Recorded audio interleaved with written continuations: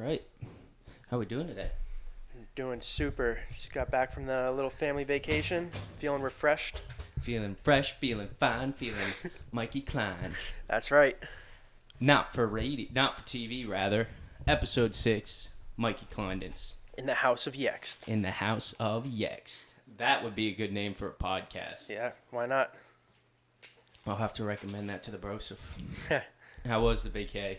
was good. Went fishing for a couple days. Caught a nice blowfish, some flounder.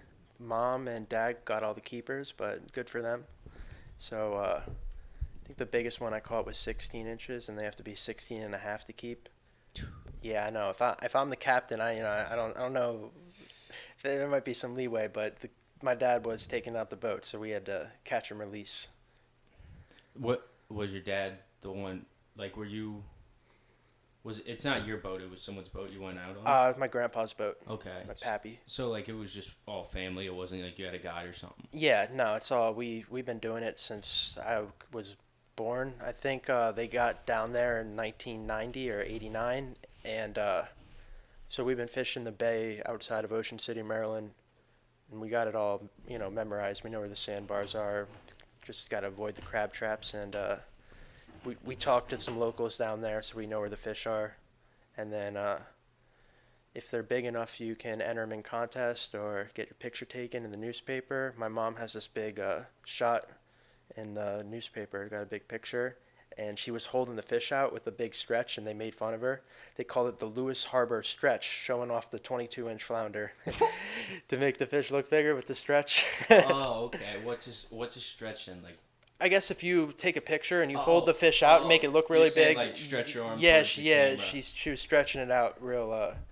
And they shat on her for it. Yeah, they did. They called her out on it. That was really funny. I don't know what the Lewis Harbor stretch is, but that's what the newspaper called it. Maybe it's maybe Lewis Harbor. I just think I googled it. I just found a marina, but I don't know. Maybe there's someone down there who famously does that. Maybe it's just an inside joke you ain't in on. That could be. And you said that was 22 inches. Yeah. You can enter them in a contest. Yeah, I think you have to enter the contest beforehand, but I was gonna.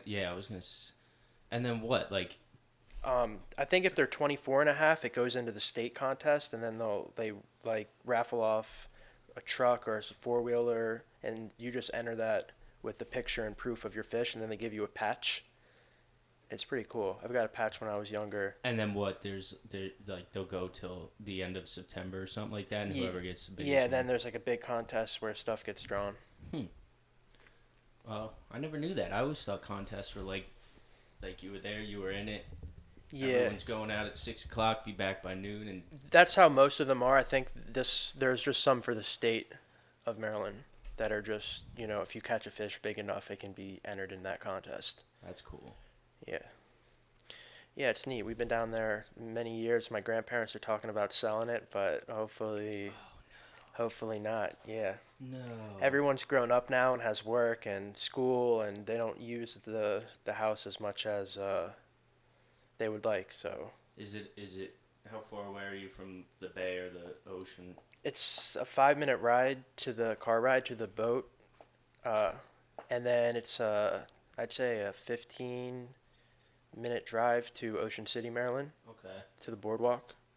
That's awesome. Yeah, it's real. I love it down there, and I hope the family keeps it. But I got no control on this. Where is it at like when you go to Ocean City? Where are you at? No. It's in Ocean Pines, so it's the bay side of Ocean City.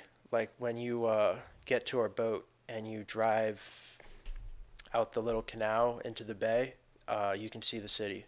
Okay.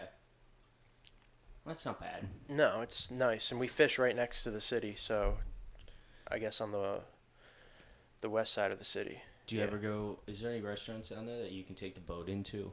Yeah, Hoopers. I love that. Yeah, and you can go clamming right outside of it. There's like a sandbar right there, and we pull the boat up, and we catch some nice flounder right next to Hoopers. And you can just go eat then too. Yeah, yeah.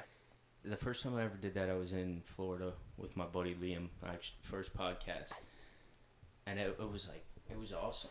Because you just go out in the bay, take a little like stroll, just pull into the dock, boom, eat, and then right back. Yeah, grab a couple of drinks maybe.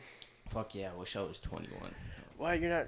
Well, no, back then. Oh, I was That gonna was say I in- thought you turned 21. No, it was in like 6th grade or something like Oh, that. okay. But I would have definitely had a couple margaritas and some fucking clams or something. Did you go crabbing when you're down there? I did not, but I used to when I was younger. That was something, my brother and I would do when we would be bored. Uh, when we were little, we'd catch frogs and race them against the other kids in the trailer park.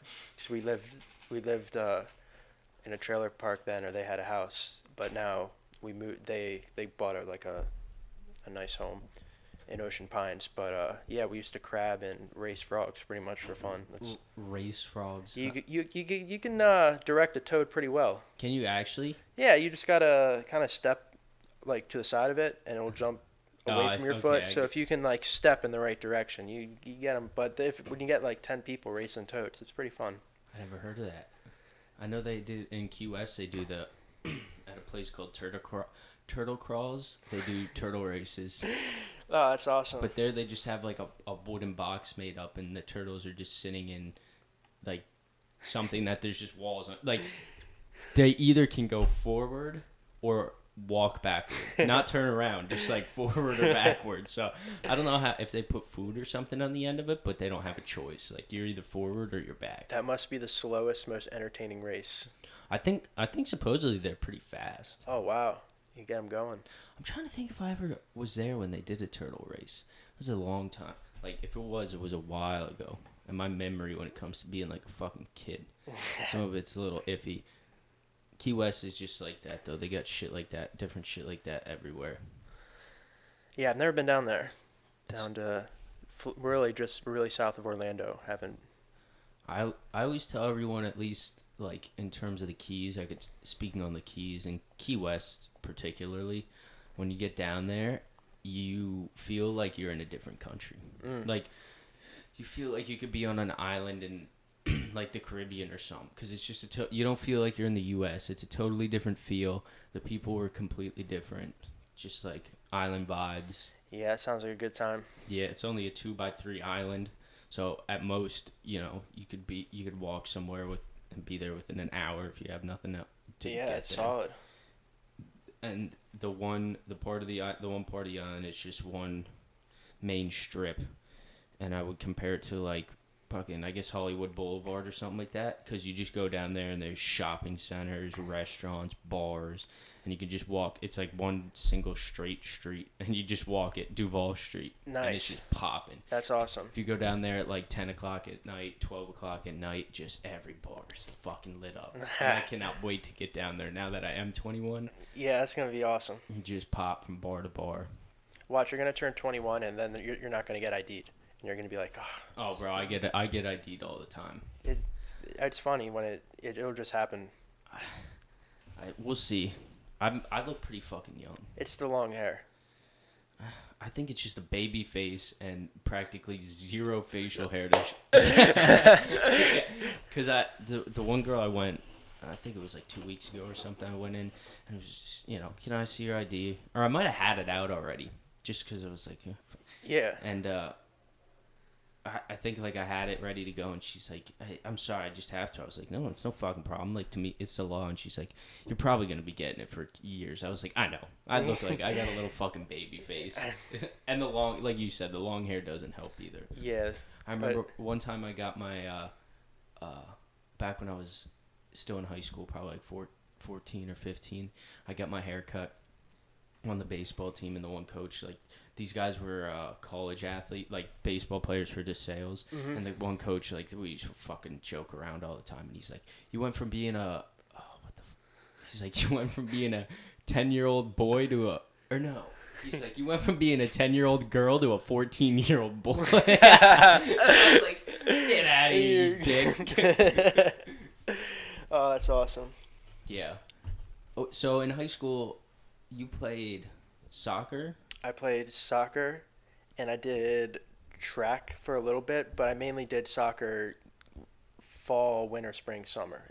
Soccer was year round, and then track was like some bullshit to keep my parents happy, or to keep your parents happy. Yeah, basically to keep my parents. I did pole vaulting, and the coach never pole vaulted it, and you have to bend the pole to pole vault, and like we weren't allowed to bend the pole, so you could only like jump as high as the pole will let you. So like we could clear like the first height, maybe 9 feet or 9.6. No, I think it was 9 feet, the best I ever cleared. I That's don't. still pretty impressive for not bending the pole.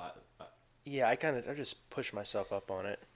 Yeah, I remember in middle school when we did track, looking at the pole vaulters and being like, because you see shit on TV where the pole's like Yeah. bent, and then it was middle school, and I look over and I basically saw what you're saying. Like they would just plant the pole in the ground, and it would just like teeter. Yeah. And they would just hang on while it teetered. Yeah. I think they're scared of people getting hurt, but my friends that had more balls than I did, like Paul Folks, Matt Helm, those kids would bend the pole, and they were really competing with the other schools, getting to 10.6, close to 11, I believe. That's a crazy sport. Like, Yeah. I think about it's weird. I think about that sport a lot. How do you have to progress to get to that point where the pole is like, because you're putting all your weight Yeah, it's pretty on much. and like to bend this thing and pray that it's gonna You gotta trust the pole. pray that it'll bring you back from that spring when it's cocked. So like you have to work up to that point. Yeah, especially because if you give it too much of a bend, you're gonna fall backwards, and you might not hit the nice, comfy mat. So, and you got to think you're probably like 8 feet in the air at that point. So that would suck. But I never witnessed that one. There's some pretty raunchy videos. People Yeah, I believe it. like the pole snapping are Oh, a wow. couple, and then there's fucking ones when like the guy will come up over the bar, and I guess like you do 180 degrees, so like you end up facing the way you ran from. Yeah. And like I've seen ones where the guy's coming down, the pole is still standing straight up, and it fucking catches his nuts on the way. Oh. Like, he's up straight up and down the pole, just oh my god. I couldn't imagine. Unbelievable. Or when it breaks and they fucking scorpion. I saw that the other day on like Instagram or something. This kid just straight feet to his shoulders scorpion. I was like, fuck. When I was in track, I did. Well, middle school, you just fucked around. Yeah, pretty much. It wasn't legit. So I did the high jump, and I think I fucked around with the long jump. Yeah, practice, I did long jump too. It's fun. but I think I just like when we had meets or something, I only did the high jump, and I still remember our coach. Like we were learning it, and he was teaching us about technique. He was probably like 40 years old, but he had a gut on him. Probably like 20 or 30 pounds that he could lose in his gut. And he was like telling us one day how to do it. And this like guy just out of nowhere, like 5 steps, strides over the pole. What? Like effortlessly, obviously, he's been doing it his whole life, but it was just weird to see like perfect form, it, glides yes, over the pole. Dude, exactly, but like just with this bit, like a beer belly on him. Just like, wait a second, that doesn't make sense. That's not supposed to be flying Like a deer jumping over a fence. You ever see a deer jump over like a 6-foot fence?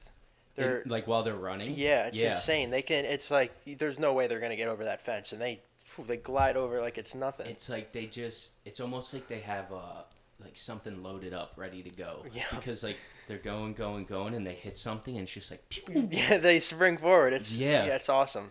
It is. Cats are another one. Like looking at big cat, not even big cats, any kind of cat. Yeah, my cats can jump. I got 2 cats at home. Yeah, they think they're lions. Like they want to mess with other animals. They want to kill everything. Their eyes get all bug-eyed and they get all lit. But they'll jump up like on this table, easily 3 feet, and then jump another 3 feet onto the fridge or. Yeah, I love that when they'll get it. They'll figure out. They're like, all right, I'm going up on this. And they'll stand like at the base of it, looking up at it, and they like wiggle, and they're just from dead still. And then like the deer, it's just like. Boom, yep, they shoot right. Yes, animals are awesome. Big cats, and like when you watch lions or cheetahs or nature documentaries or something, Yeah. when you see them in the wild, it's like, oh my gosh, like it's just this house cat, but bigger and in the wild. Yeah, with crazy teeth. Because because they have the same mannerisms. They move in the same way. Yeah, they sleep the same way. It's crazy. Yeah, I'm fat. I have fascinations for animals that are just like top of the top, and lions are some of those that I look at and just like, yo, Yeah, that fucking thing. If it wants you, you're done. yeah, it's so true. Female lions and there's some cheetahs. I don't understand how the cheetah drags its food up in a tree. It's some Yeah, strong muscles. I can barely drag a deer out of the woods. That's hard enough work for me, but to drag it up a tree, I physically couldn't. yeah. It really hit me this year, like at the beginning of the summer, that it was just like, lions are just house cats, but fucking like they need to provide their own meat instead of a human putting it in a bowl, and they're bigger, and it's just like I'm scared of just normal house cats when they're pissed off. Yeah, And then picture that to like times 5 with fucking muscles, giant. and never seen a human before in its life. Yeah. And just looking at a weak, scrawny piece of meat, just staring at it. Yeah, like a fucking. We probably look like a piece of beef jerky. Yeah, right. That's the equivalent. Cheetahs are another one. The way they operate, because when you watch them in really, really slow motion, the way they run so fast is actually like their spine works as like a spring almost. How they get down low and they. Yeah, and the way, so when they're running, because you have the front and the hind legs, like the spring, when it'll bend towards the ground, that's the legs coming together, and then like it just like their spine just constantly going back and forth. And because I was watching a video of it one time, it was in super slow motion, and I was like, wow, that's weird, like how its spine looks like it's just like a spring. And then the girl in the video, Oh shit, we got it. like, see how its spine just keeps, it looks like it's just springing right there. Dude, at 102 kilometers an hour, this cheetah is hauling ass. Cheetah running full speed. The video is called Cheetah Running Full Speed, Awesome Speed. Awesome speed. But it's just fucking amazing. Imagine if you were looking back at that running at full speed. You don't look back. You think of turning your head and then you're done. You're done. I always pictured it to them like if we tried to run away from that, I always pictured it being like, when you're with a little kid and it tries to run away and like it takes 5 steps and you take one and you just scoop it. Yeah. I pictured like that, what that would feel like for a cheetah trying to run. It's just like, bitch, come here. And then they go for the throat too. That's another one. I don't even know if they have vicious claws, but just thinking about my cat's claws, I would imagine that a cheetah's claws are crazy vicious. I'm sure they do. We're gonna find out right here. They just got speed. They're probably retractable. They don't look super, super bad. Big enough to climb a tree, probably. That's a good picture. Look at that. Oh, wow. Wow. What is this asking? Dude, even their tail is badass. Like, I'm afraid of their tail. I always wonder what that's for. I wonder if that's for some kind of balance. Yeah, maybe. Like, you know what I mean? When they're running to help keep them balanced. Oh, here we go. Why is the cheetah the only family member which doesn't have retractable claws? Oh, so it's while they're... Cheetahs evolved to have semi-retractable claws in order to give them a good grip on the ground while chasing fast-moving prey. But they're blunt... Oh, so they get dull from being in constant contact with the ground. They also have hindered ability to grapple with prey due to some, like... Yeah, so I think that's where cheetahs are different than... What's the other one? Leopards. Because when I was going down these rabbit holes, cheetahs are basically, like, all they have is speed. And that's how they're going to get you, and they just sink your teeth in your throat and let you die there. Whereas other cats, like a lion or, I guess, like panthers and stuff, they're able to outmuscle you. But where a prey, though, might be able to outrun them, Yeah. they're able to just fucking muscle you and, like, just swipe their paws a couple times and you're dead. So cheetahs, I think, really only have speed from, like, everything I've read. And they just, like, you're tired, you give up. It's like, fuck it. And the cheetah just gets you. Yeah. Another one are crocodiles. Yeah, In terms of, like, the apex. they're some ugly, vicious creatures. there's anything I ever looked at that I was like, if that's not a, like, you look at that, and if that's not a fucking dinosaur, if you don't look at that and like, that's a fucking dinosaur, That's you're definitely like, the oldest. It's got to be one of the oldest creatures on Earth. it's gotta be. They're just like, they're like a tank. Yeah, nothing can kill it. Pretty much. And like with the way its armor is, it's literally just like an animal tank. Yeah, they scare. As a little kid, I used to have nightmares about them. Really, of crocodiles? Yeah, and alligators, both of them. Just Really? Yeah, I would always just dream like I'd be on these stepping stones because went to Florida as a little kid, and I was on this rickety bridge, and people were like feeding alligators, and all these alligators were around, and I just kept thinking the bridge was gonna sink and I was gonna get eaten. And ever since then, I've had this like nightmare of like stepping on these stones and then a stone just sinking, and just like getting just romped by this gator, and then I wake up and it's like, jeez. Oh, wow. I'm trying to think what dreams. I used to be bad. Night terrors? I would have bad night terrors. Bad. Yeah, they seem so real, right? And then. Yeah. Well, part of it as a kid is like, I think of this sometimes when I think back. It's like, as a kid, you're young and you haven't been through a lot. So like you see a movie and it's like, that can fucking happen. I'm not saying like atrocities don't happen and there's not murders and crazy fuckers in this world, but like when you're a kid, when you're 5 years old, you've been through 5 years of life. Yeah. And it's like you see something and it's so impressionable on you. But when you're like 30 years old, it's like, listen, I've been through, like, now I think of it like I've been through 21 years of life. Like, if something's gonna get, like, I literally think this now. I'm like, if something's gonna get me, I don't give a fuck. Like, it's my time to go then. Yeah. But as a kid, you're just like, it's there, it's happening now, it's real. Like, you're done.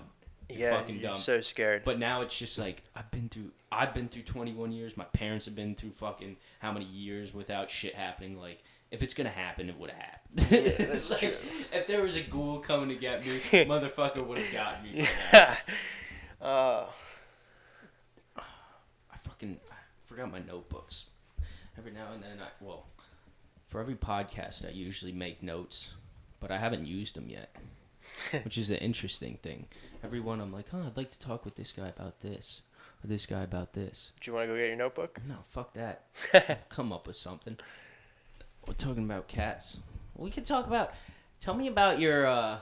Tell for the listeners your grave story from getting your vehicle back, and the nightmare that was that. When I crashed my car? Yeah. So I take it to your pops because he's the best mechanic around. So I want to take it to Mystery X, get new tires and inspection done, and I get it, and I drive about a mile down the road, and I typed in on my GPS Ephrata from, where was it, Emmaus. Yeah. And it was shooting me some back road instead of 222, and I made it about a mile down the road. I turned around because the GPS said I was going the wrong way, and after I turned around, I just I rear-ended some old woman. She was okay. Everyone was okay, and my car was totaled. But the good news is they gave me like $7,000 for the car, and my insurance didn't go up because I'd never gotten into an accident before. So it was kind of a win for me in like a really twisted way, that because my car was starting to give me troubles. Like it was sounding weird. Like the transmission would make a funny noise when I would put it into park. Like not every time, but every once in a while. And it was a fairly new car. It was like a 2012 with 107,000 miles on it. Yeah, that's odd. Yeah. Fucking Fords, man. Dude, I like Henry Ford. I like the guy who he invented the 40-hour work week. That's respectable. Yeah. He did a lot. Yeah, he invented the assembly line, made paid people a livable wage, where most workers in the steel mines getting like $2 an hour. He paid them $5, and everyone was, wanting to go to, Michigan to to that work. Was huge. It was a big time for America. Because before that, people were working 7 days a week, right? Six or seven, yeah. And no overtime. Like 16-hour days or 12. Dude, it was insane. Yeah, just people were dying in the mills, and I wonder how that actually went down when it was implemented. Because, like, you look back and it's like, well, yeah, no shit. Like, let's space it out, give people more time off, and make it more formal. But, like, it didn't just go down like that, I'm sure, when he implemented it. No, I was watching that Men Who Built America series on the History Yeah, Channel. that's great. It's an awesome series, and they're saying about like in Andrew Carnegie's steel mill, uh, the workers went on strike and barricaded it, and it wasn't Carnegie, but someone else in charge. I think the guy's name was Frick, and Yep. he shot him. They like actually called in like a militia to shoot him, and people died and everything. Yeah, It's a big deal. so from what I remember in terms of Frick was Carnegie's, how do I put this? I guess scapegoat. Because Yeah, that's Carnegie was the face of the company, and you don't want to be hated as a CEO and owner, but you have to make ruthless decisions sometimes. So, correct me if I'm wrong, but Frick was the guy that, like, Carnegie would bring him in and be like, "Yo, we gotta lay 100 people off today. You go ahead." yeah. And like that was Frick's job. Frick Yeah, just he was. did the shit job to be hated by everyone, so Carnegie could keep face for the company, right? Yeah, and I'm sure Carnegie at the time was like, "Do whatever you think's necessary, and we'll back you." And then all of a sudden, people died, and shit was way out of control. And it's like, "Hey, listen, Frick, we might have to let you go, but we're gonna, pay you, but you gotta go." Yeah, they're on that. Was that the strike? Was that the one when the people the rioters strikers I guess the strikers got into a war like with each other? Was that the one? Was Carnegie the one where they brought in?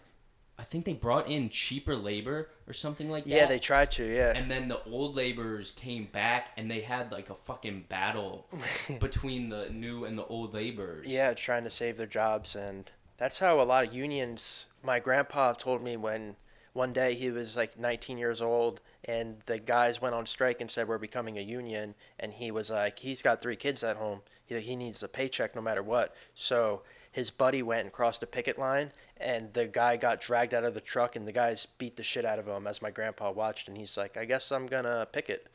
Because you're either gonna get your ass kicked by the union workers, or you're not like there's no option at this point. It's either go find a new job or become a union guy, and that's how he told me it went down when he was. I think that's 1958 or 1960. Holy fuck! Yeah, real shit. Oh my lord! Hold on a second. I think we just might have had some technical difficulties. Why are you not coming in, Mikey Figler? We got a glitch. There we go. All right, we're good. Chicky to China, the Chinese chicken. The song was a classic. The Bare Naked Ladies. Is that who it was in the 90s? I think it was like 99.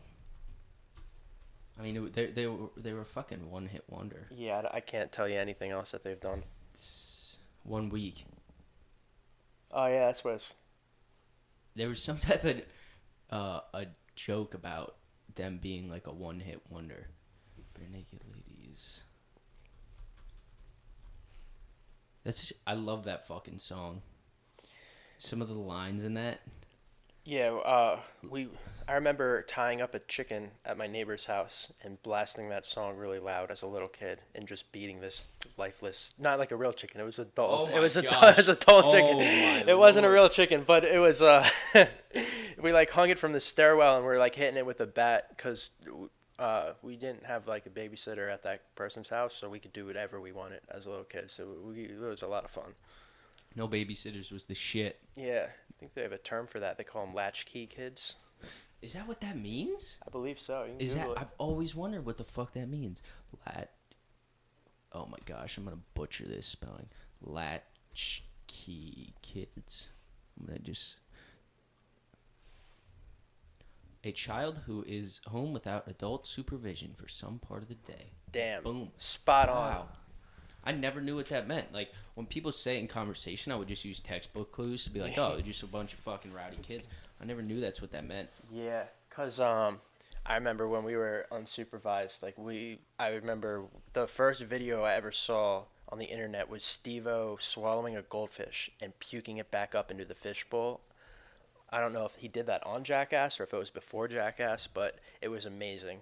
That's heavy for your first video. Dude, yeah, right. I was like summer of second grade going into third.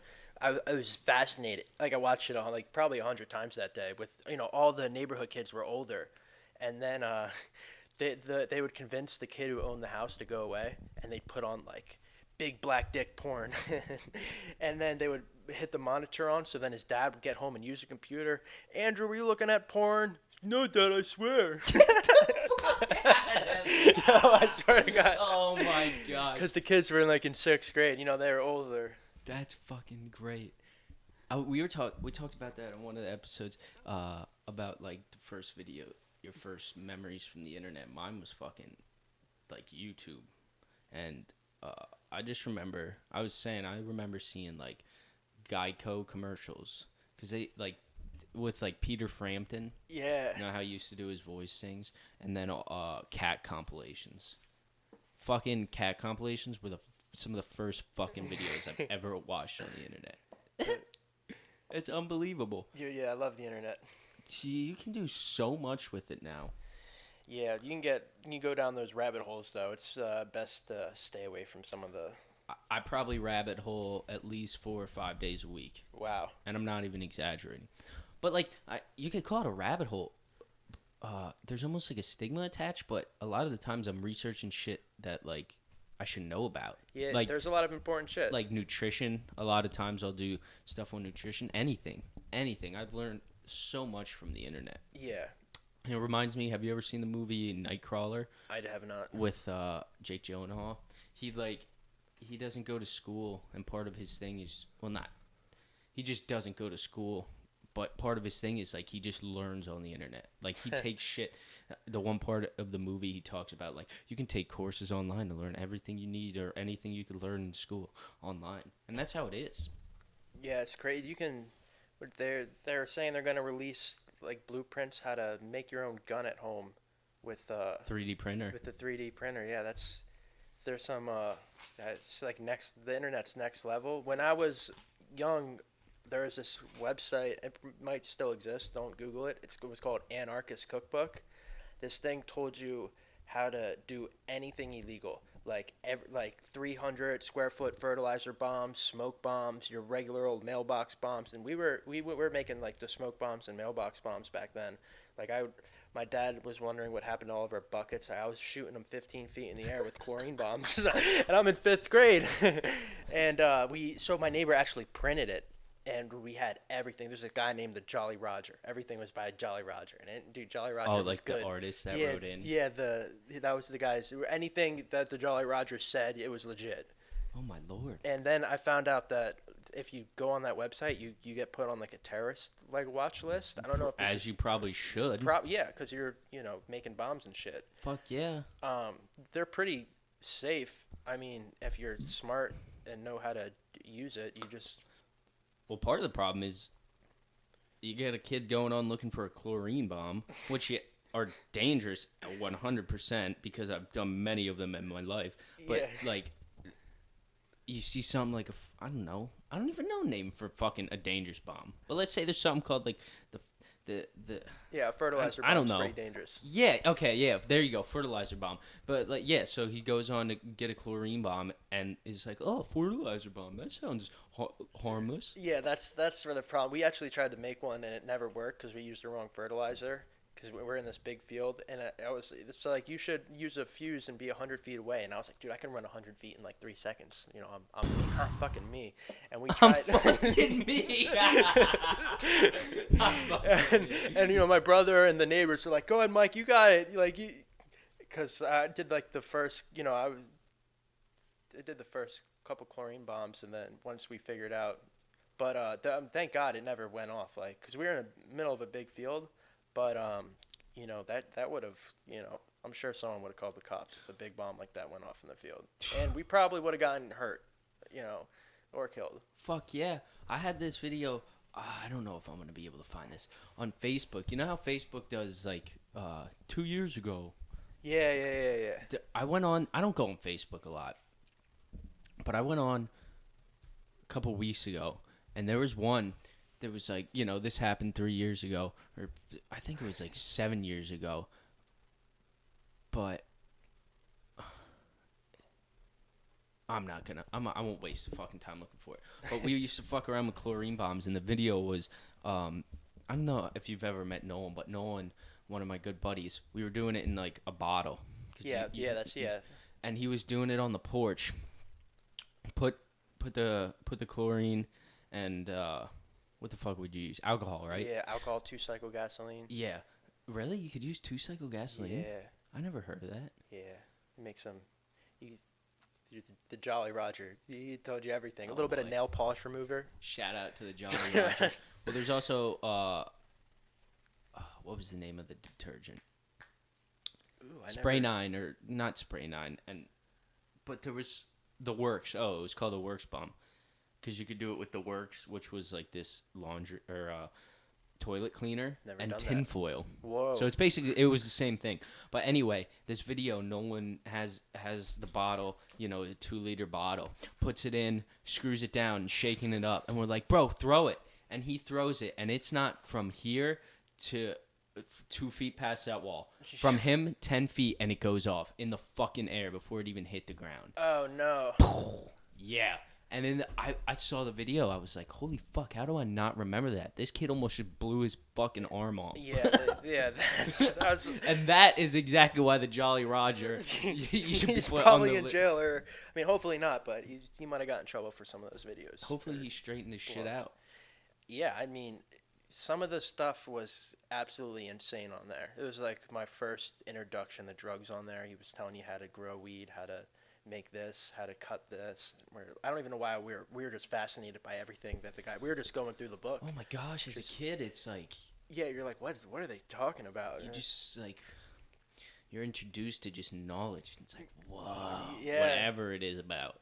Biting into that apple. Biting into that apple. I've never heard that one before. I just came up with it. Boom. Wow. That makes sense, though. That's what the internet is. That's what a rabbit hole is. Like, you bite into that apple, and it's like, I gotta keep going. Yeah, and then hours can go by. Well, part of the problem is there's just about infinite things to know about one thing. And everyone's got their own opinion on it, too. And that you could just be reading opinions, let alone facts. Mm-hmm. I think about that sometimes, like, how much can anyone know about one single thing? I don't know. Because a lot of it is, like, they claim to be an expert, but then they're just, like, stuck in their ways, and they're not open to all this new information and new ways. That's true. I don't know. It kind of depends, I guess, on the person. If they're still willing to learn and not thinking they're, like, know-it-alls. I'm saying, though, like an expert. And what he has is factual. But so, like, let's say something like water and, well, that's 2 things. But we'll treat it as one. Like water and plastic water bottles, how they interact. Like, it seems so simple, but there's so much to know about just water and the plastic water bottles. It's like you said. I mean, you see water bottles, like 35% less plastic. Mm-hmm. Or God knows what else they say on it. Yeah. But I don't know. I think I said it on here before, but I think sometimes about if there was one thing in my life that I like had to take a test on, and like a genre that I think I know the most about more than any one topic, I think for me it would probably be baseball. Baseball? Yeah. I love well, I mean, I don't think baseball is my most knowledge, but I love what they're doing now. I mean, I'm a Nationals fan first and then a Phillies fan, which is weird because I'm from, outside of Philly. Like we're like in the range. Yeah. But it's a crazy year for baseball right now. It is. And the NL East is pretty lit. I've been behind. Yeah, the Phillies are in first place. I haven't been that behind. Been that behind. I mean, yeah, that's a crazy shock to me. I mean, I think the craziest thing to me so far was that Bryce Harper didn't end up going anywhere for the trade deadline. Yeah, but I'm glad. I mean, as a Nationals fan, I want him to stay a National. Dude, if I'm a pitcher pitching against any team in the whole Major League Baseball, the Nationals would be my least favorite team to go up against. Like Not more the than Boston Red Sox not the right Yankees now? or the Red Sox, dude. They're stacked. Are you saying this just because you're a Nationals fan? I'm saying no. They have a scary lineup: Murphy, Zimmerman, Rendon, Bryce Harper, and I'm missing. They brought up that they have a 19-year-old Soto. He's pretty insane. I thought that Soto guy played for the. They're 5 games back, Dude, bro. it's bad. They're one game over 500. I think one of their pitchers is on the DL. I think the last baseball game I went to though, I saw the Nationals play a few years ago. But you're telling me if you In had National any Park. team right now, you wouldn't want to. That's the scariest lineup to me. I think. Harper though isn't even doing Yeah, he's well. and he's the only hitting biggest like a threat. 220. That's true. But they put up 25 runs the other day. Get the fuck out of here. I That's one swear- time. Okay, I don't disagree. Like that's an impressive feat. What they have 2 grand slam. I don't even, I stopped watching after it was 6-0.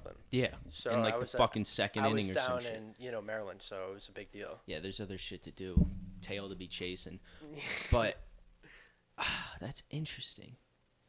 Yeah, to me, Dude, I they're in think the middle of the division. I I'd s- think you're saying that just because you're a Nationals fan. there's a little bit of national. I got some There's attitude. 100% some national- But yeah, I wouldn't want to pitch against the Red Sox or the Yankees right now, or Houston. But the Nationals, to me, I think they have some of the best talent. I think they got Adam Eaton and some other studs that were. Adam Eaton is still around. He's still around, yeah. Are you fucking kidding me? Yeah, I think he was on the DL maybe all last year. There he is, the National, Adam Eaton. I want to see how many teams this man's played for. Have you been to baseballreference.com? I honestly haven't. Bro, if you ever need to know something about any player, how long has he been around? All right, so I went about this backwards. So you go in, you say Adam Eaton teams played for. Because I saw him the other Wow. day. I was watching a highlight. Oh, no, I'm not thinking of Adam Eaton. I'm thinking of fucking Todd Helton. Oh, wow. Is Todd he still Helton. around? That's exactly why I was like, whoa, that's what I was thinking of when I was surprised when you said he's still around. Oh, okay, so Adam Eaton's only been around since 12. I feel like he's been around a lot longer, but he's only 29. What kind of numbers is he putting in? Where's batting average here? See, yeah, I think last year he was hurt. He only played 23 games. So his career batting average. What? Oh, okay. Over his 7 years is 286. He should be proud of that. Yeah, that's solid. Where are home runs? 11 home runs. Yeah, Todd Helton. Todd Helton was the fucking man. I think he only played for the Rockies though. Ever since I was a young sprout. Where the fuck's Baseball Reference? But yeah, what was I gonna say? No, I would probably not want to pitch against the Red. Oh, I know what I was gonna say. Why haven't the Nationals been able to produce in the postseason? Because they're, besides what the Washington Capitals just brought a Stanley Cup home, the Washington hasn't. They just choke in playoffs. It's like being a Philly fan. You know, we minus the last couple of years. Get the fuck out of here. Yeah, we're in the we're a last city 10 of. years. At least the Phillies have a World Series to show for. That's true, and the Eagles, what they did, Villanova.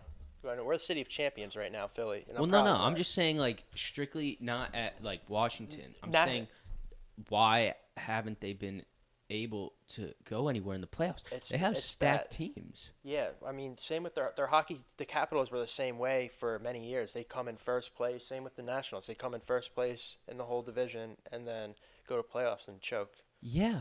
Why is that? Because the one year they won like 100 and something games and they didn't do squat. Yeah, it's super frustrating. They've only been a team for, I don't even know, because they were the Montreal Expos. Yeah, look at this. 12, 14, 16, 17. And each time they lost in the first round. Yeah, it's frustrating. And it's not so for me why I'm confused is it's not the fact that they're losing, it's that they have teams that you look at some point in the year and you're like, this is a World Series contender team. Yeah, that's we looked at Houston last year in the middle of July and all. They're like, dude, they were destroying everybody, and then they went to playoffs and they brought home the title. Yeah. And the Nationals, I don't know why they can't produce it. They got rid of their head coach. They have a new head coach this year, They and got rid of Dusty Baker. yeah, and What'd you think of him? I loved him. I think he's him and was it Buck Showalter are some of the. I think those are my two favorite coaches. Okay. I think who would I have to go with? I think if I had to start a team, I would probably go with Joe Madden. Okay, yeah. Isn't he from Pennsylvania too? Yeah, he's from fucking not Easton. Right around here. Right around here. I want to say William Penn or something. I want to say Souderton, but I know it's not that.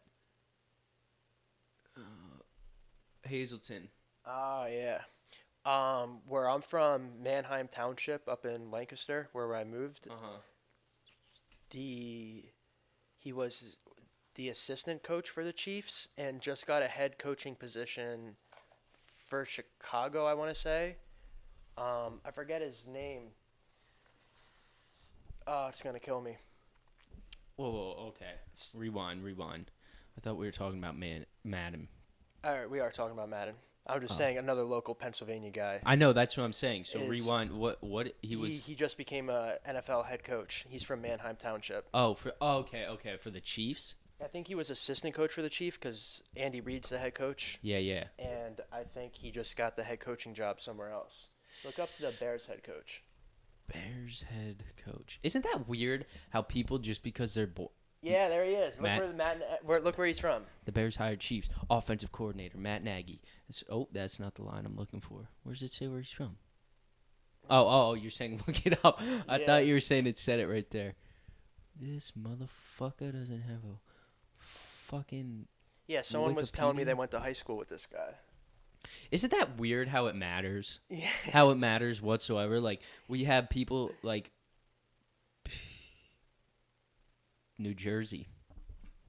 Oh. Born in Jersey, but raised in PA. Raised in PA. Isn't that weird how it matters? Because I remember, like, I knew that Madden thing because my dad, every time it was brought up, he'd say it, like, oh, Joe Madden's from Hazelton. Or, like what the it doesn't fucking... Like Saquon Barkley's from Whitehall. Oh, whoa, bro, he's from fucking Whitehall? Is he actually? Yeah, you didn't know that? Yeah. See, why am I getting excited? What the fuck does it matter? I don't know. This man is going to be making millions of dollars. He just signed like a $30 million deal. He's going to be living probably in fucking California. He could retire right now. He doesn't even have to play it down. Yeah. Some of it, I think he's got like $20 million guaranteed or something. They don't have that fucking mindset, though. No. And they're going to just blow. I'm not saying I wouldn't blow it either, but I would invest a lot of it. Yeah, so when I say mindset, I didn't mean like... I meant that. Like, these fuckers blow this shit. Yeah. Blow it. I actually, though, there was one I came across, some guy, I guess he just got drafted this year to the NFL. He had a sister who was disabled, and he worked his ass off, and he got his check and bought his mom and his, like, I think she had like Down syndrome or something. She was in a wheelchair and a really low mental ability. That sounded fucking atrocious the way I just said that, but she had some type of disability, and he bought a house for his sister and his mom. And I shit you not, I started tearing up when I was watching the video on Snapchat, because I was like, that is fucking so noble, like so selfless. A lot of them definitely give the parents a home. Yeah. Well, I think what got me was the sister. Because, like, you see, like, buying mom a car, buying mom a house, buying the parents, setting the parents up. But, like, he did this for, not only for his mom, but for his sister, too. And I was just, I seriously started tearing up. Yeah, that's some crazy family love. Fuck. Yeah. And I absolutely, the problem is with I always thought, like, if I ever got big, my parents would be like, fuck off with that. Like, we're happy. Yeah. Like, we're happy to see you successful. We have this house. Like, my parents would never accept it. I don't think my parents would be happy with. I mean, I get them a nice Christmas gift. They don't even like that. So they're like, "Why'd you spend this much money?" Blah blah. Like, if I bought them a new car, or I think the same way, they would just be like, "Why?" Like, I'm cool with my Jeep and my nice home. And, yeah. I don't. I don't know if I could buy them anything. I think Yeah. they'd just be happy with me. They'd be more happy with me getting a job and working a full Being career. successful, like Yeah. being like, oh, my son's a professional athlete. He busted his ass. He made something of himself. He's extremely successful. Like that's all your parents. That's what I Yeah, mean. that's That's all what. your parents would need, and my parents would need. Yeah, But just a job and a career, whatever that career is. I guess what it is though, part of it, I don't like. We don't have the perspective of where a lot of these kids come from. No, not at all. Yeah, like that's where I get it because it's like they come from these backgrounds. Like a lot of them are in the ghetto and they had no money to Oh, begin with. They didn't grow up with anything. So to be able to fucking do that and come back and go, "Yo, mom, we made you never been able like you made it work. I'm missing the saying. I just drew a blank. You made all the ends meet best you could, yeah. and like it may have not always been great, but here you fucking go. Like that is fucking awesome. Yeah, because I mean, some of these moms raising kids without a husband. We were raised with both parents who were working, both supporting, both taking us to soccer, baseball practice. And not struggling too. Yeah, Not like you know what I mean. We are well off, yeah. so we don't have to worry about that. I read something LeBron James said that when he was getting to know white culture, like they said 6:30 p.m. is dinner time, where he considered that early afternoon. 6:30 was early after. Yeah, 6:30. My family we eat dinner at 4:35. 6:30. I'm getting in the shower so I can catch the Flyers game at 7 with Dad and my brother. Yeah, And then at the end of the second period or end of the third period, it's bedtime. yeah, That's how. yeah. That's how it was similar for me. It was Yeah. like 5, 6 o'clock dinner, catch a Phillies game, 9 o'clock bedtime. That's the way. And on occasion in the summer we could go out and or like have some friends sleep over and stay out late. But I don't think we, and especially they live in, we didn't live in a city. So Yeah, compared to like where some of these kids like LeBron growing up in Cleveland, that's you could roam in the city at that time of hour. That scares me just thinking about it. I don't even yeah, have kids. yeah. I think and that's probably why I'm thinking to him. That's why it was afternoon because mom was out. Mom was out busting ass. Yeah, I don't know. I haven't personally researched his I I haven't don't. researched his personal story a lot, but I'm sure it was similar to that. I'm sure. I know he fucking got her a Lamborghini. I'm pretty sure. I just said I know, and then followed it with I'm pretty sure. But I know it's in got a Lamborghini like LeBron's mom. Some Tyler the Creator song or something. But yeah, dude, that's fucking awesome. That's Delonte West had an affair with LeBron's mom. Okay. What? Okay. We didn't need that. Yeah, we didn't need that on this podcast. But no, that's it's got to be some other type of feeling. Because like some every parent busts ass, but like you think there's people in this world who like not children, but parents of children who they like these parents were set up and maybe didn't even have to work as hard as some of these moms that are working twice as hard and don't even have a quarter to show for it too. Yeah, it You know what I sucks. mean? It's like it's such a mind fuck. And like you're saying, like you couldn't even picture being out in the city alone. Like this is just it's reality for I mean, people. in real life, I've only been in certain cities at nighttime. Ocean City, Montreal, a couple times in Philly. But yeah, that's not something I do. Mm-mm. There's nothing good that can happen to me roaming around a city at dark. No. Philly's not. I'm lucky that I'm in a good part, but even still, I have I'm set up for alerts that I get from Drexel. You get alerts of robberies, Oh yeah, muggings. I was walking around Kensington Okay. like a year ago. Uh, Not up to anything good, but Full disclosure. yeah, and so I'm walking out of the side street, and I heard the knuckles cracking, and a dude punched a girl in her face, and they were selling drugs over there, and it was just like a small little brawl went on like 20, 30 feet from me. Like I could see it all. Like I definitely saw the girl get smacked, So I don't know if the dude got punched first, but then another person came around the bend with a 2x4, like a big old, not like a short baseball bat, like I mean like a 2x4. Fresh out of Home Depot. Like Something 10 that he feet just, long. yeah, thing would had to have been 6 feet long, like, and just like running down, and uh, I was like, wow, good thing I'm not a violent person, cause That's reality. dude, yeah, that's the shit that these people go through and live in, and those people selling are just trying to scrape by because they probably make twice as much doing that as they would minimum wage at McDonald's Yeah. or anywhere else that's Walmart or any other small company that doesn't pay a lot. Yeah, that's fucking reality. I had a conversation with some guys at work about that, about NFL players and their behavior and their etiquette when they get to the league, and like how you see a lot of domestic abuse and like behavior you wouldn't see. And we were talking about it, and I was I just said, I was like, well, this is all these kids, like you just said, exactly what you just said. Say like one guy that was there, that guy that may have been beating that girl, grew up to be a professional football player, making millions.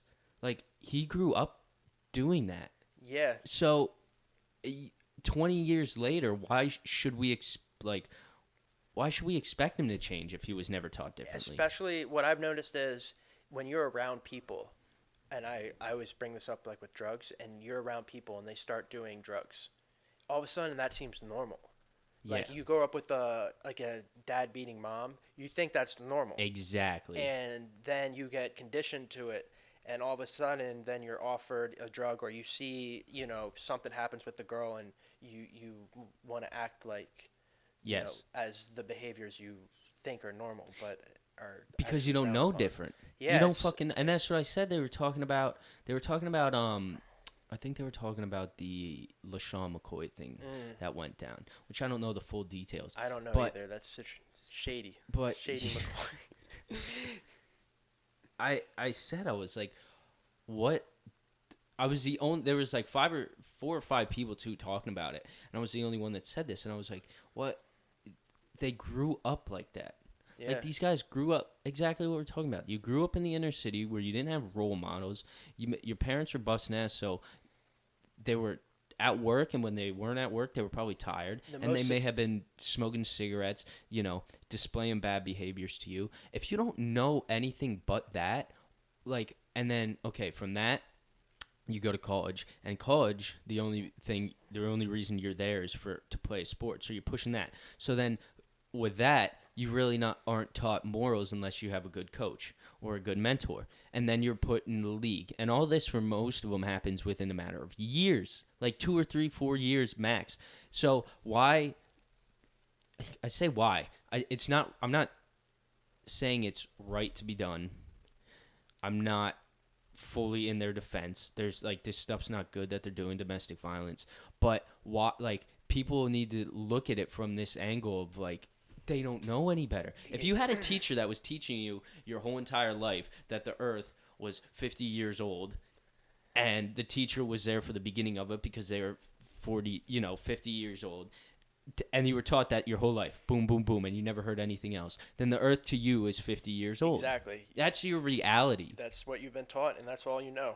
So, and what really hit me with the Michael Vick thing, because my dad said it, and my dad, like, I've learned all my morals, ethics, and everything from him. And the Michael Vick dog fighting thing went down, and that was the first time I heard someone kind of bring up this idea of like, listen, if this guy didn't know any better, if he was raised in the streets and around him, he was around dog fights, he was betting on dog fights, people he knew were in the dog fights, his parents may have been in it. I don't know the full story. I'm just, spitballing. That's his reality. And to him, it's like, that's what you do. Yeah, that's... So, and then we're going to fucking get outraged that he's doing it. Like, oh, you're a professional athlete, conduct yourself better. What? Yeah, that's... I mean, because that's what they're doing for fun. Like, that was fun to them. Like, I was a little kid, my grandma brought me to the horse races. And now when I go down to Ocean Pines, Maryland, I go to the Ocean Downs Casino, and I spit money out at horses. I know all the stupid little bets. And it's not...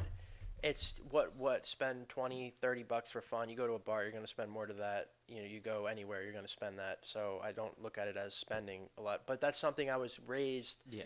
And I don't know, I love it. And Yeah. that's something. It's not a good behavior. Betting, gambling is terrible behavior. Not blaming the family at any means. I was a little kid and No. just I loved it. But it's like you didn't like that's what you knew. Yeah, and now That's- it's conditioned in me. Yeah. So like all these fucking athletes, I'm just like, it's hard. You can't. The hard part comes is okay. So first, people need to realize what we just said, but then you got to go. How do we fix this? That's Because like you can't have these kids that these athletes that kids are looking up to behaving in this manner, because that's kind of the same example we're saying. But how like we also can't just get outraged that they're doing it, because no, fuck, why shouldn't they be doing it? That's all they know. So it's like how do we something needs to be done to, like, I don't know, educate them or something, or like just don't get outraged. It's like a little kid when he does. It's the same thing when a little kid does something wrong, like really little, 3 years old, and he does something, and let's say an adult just reacts irrationally and gets super mad, and then you're looking from the side and you say, why would you react like that? He didn't know any better. Yeah. Like they don't know any better. Yeah, and it's I like when athletes are given back. Like LeBron James just made that school. Yes. That's amazing. Like those are some kids that are going to get out of difficult times and have a safe place to go for 6-8 hours a day with real role models, with someone to look up to like LeBron. I love LeBron James. I've always loved LeBron. Huge fan. And now he said that's his biggest accomplishment, because I think that would have changed him as a young man. Yeah. I think he sees that, and he's trying to fix the problem, but I don't know if there's any one solution, because we're all going to make choices. Oh, there's not. Yeah. And plus, there's different stages. You know what I mean? Do you get him? Like, how do you know a kid's going to be a pro and be in the national news when he's 16, 15 years old? He could just be really good at his sport. So it's like, do you catch him then? Do you catch him in college? Do you catch him when they're pros and try to re-educate them? But at that point, you've been in this world 20 years and 21 years, and that's what you've known for 21 years. You don't just teach it and, 2 days a week we're going to have, like, etiquette and whatever you want to call it, etiquette and ethics for the whole team, make sure everyone's on the same page and conduct. Like, it takes time. Yeah, and I think I don't know, for me, I would guess the right age is between 10 and 14, because I think by the time I was like 17 years old, and the coach of the soccer team like gave us a drug talk because 2 kids got arrested, and there's rumors going around that we were smoking marijuana. It's too late. It's too late by Yeah, then. yeah. It's already like, Coach, we've already won a district championship. I was smoking weed the whole time, so Yeah. it's half the team. Yes. And At that point, you're either doing it or you're not. yeah, and it's like we thought we knew better at the time when really we didn't. We should have, like, if I go back in time, I'd slap myself in the face, be like, no, he's trying to help you for you to help yourself. Mm-hmm. But at the time, I think when you get into that 16, 17, 18-year-old mindset of just like, oh, whatever, who You don't give a cares? fuck. Yeah, that's Fuck exactly. off, guy. We just, like you said, we just won a fucking championship. Yeah, that's it's hard to You can't rationalize when you're that young. no, and Or like rationalize in that type of way. you're like Kobe Bryant smoked weed. Look at him. Yeah. What a fucking Neanderthal. He should have all his money and championships stripped. Yeah. Did he have any championships? Oh yeah. One. At least. No, he had. See a Kobe Bryant. Lil Wayne had a good song about him. I'm gonna say he had 3, but maybe it was just That's a one. really good guess.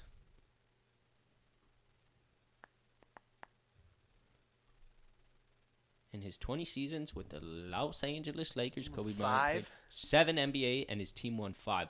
What? Damn. What? Oh my lord. Wow. Wow. Okay. Damn, that's winning a championship every 4 years. Yeah, It's legit. that's good. What we were talking about, going back to what we were talking about, I hate when people. How do I put this? Oh yeah, I don't like when people shit on LeBron. No. Okay, you may not like the Cavaliers. You may not like the Los Angeles Lakers. You may not like the Heat. You may not like that he whooped on, whatever you are. Yeah, went to like he invented like one of the first super teams, I guess, with Miami with Dwayne Yeah. Wade and Chris Bosh. And then whoever they beat, the Mavericks beat them, but whoever they beat.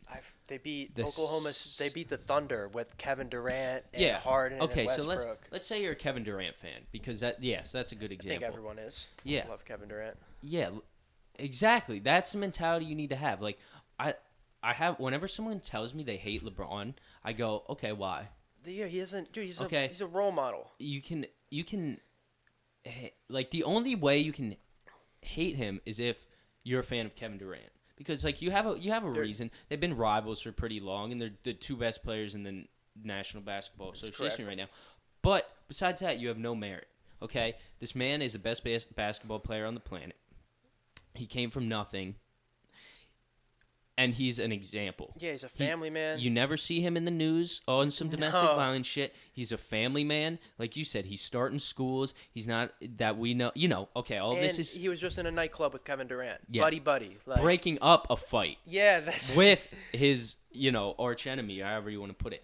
And I get all of this. Okay, he may be doing shit behind closed doors. Let's just go off what we know for now. You've never seen a scandal about him. His kid's looking like one of the best young basketball players coming up. He's like, and people shit on him. I go, why?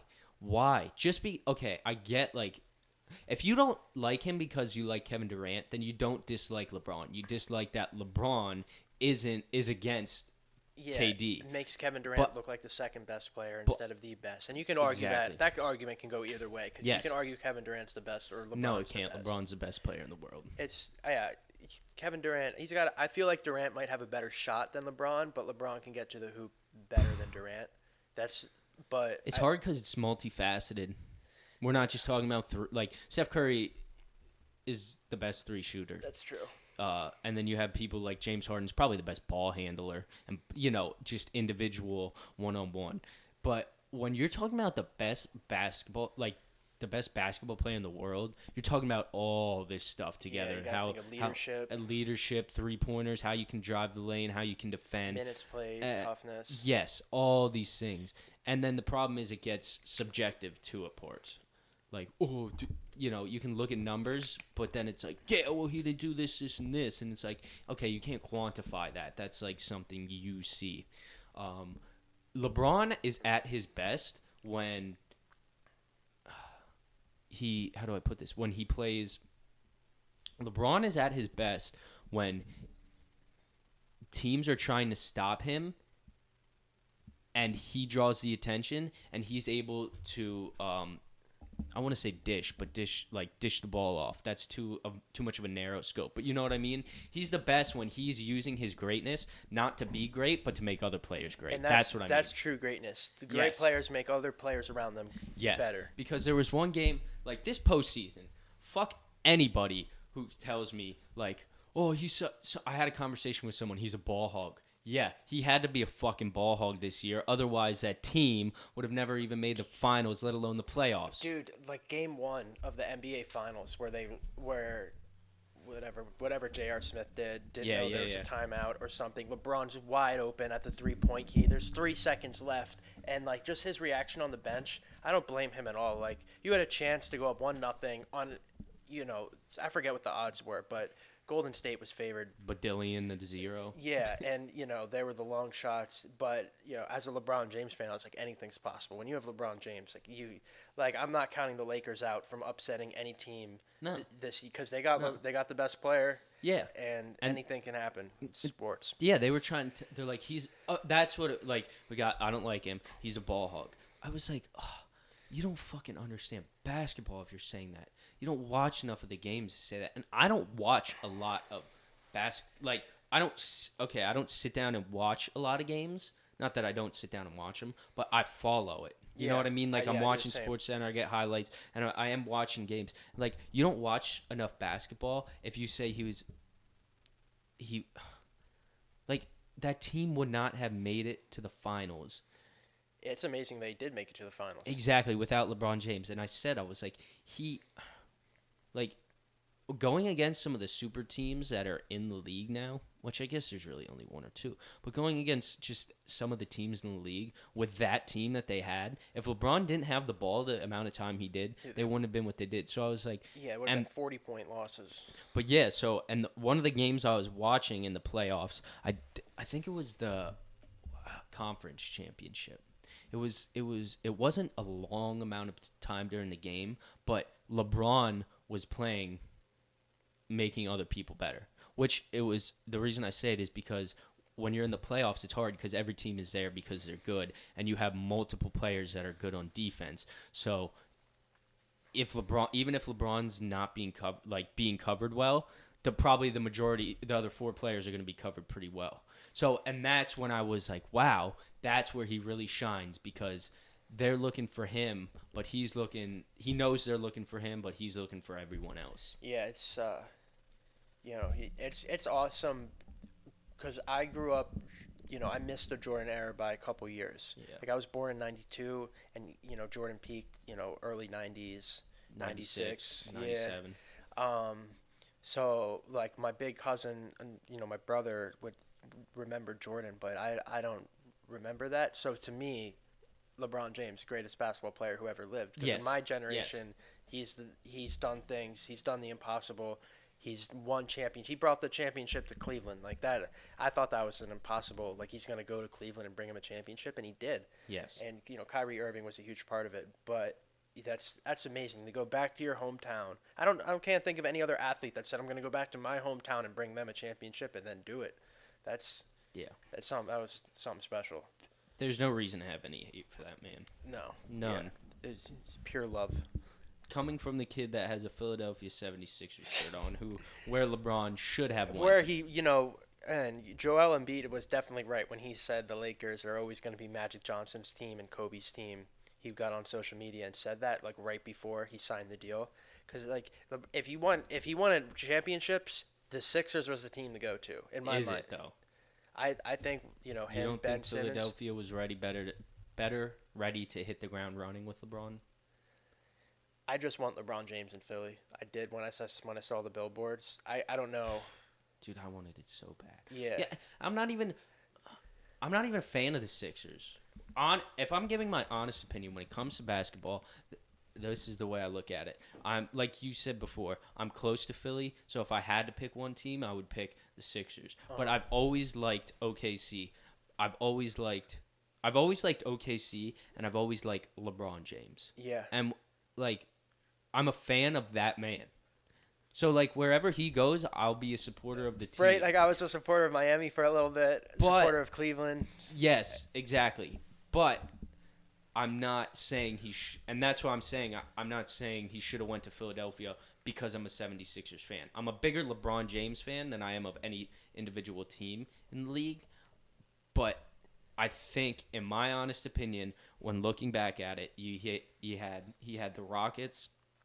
Let's say top three realistic ones he probably would have went to. He had the Rockets, he had the Sixers, and he had the Lakers. Mm-hmm. I think Philadelphia or the Rockets were two probably better teams to hit the ground running if he wanted a championship this coming year. That's definitely true. If he wanted a championship in the next year, it was Philly. It's Philly, Boston, Toronto in the East. Mm-hmm. That's how I see it.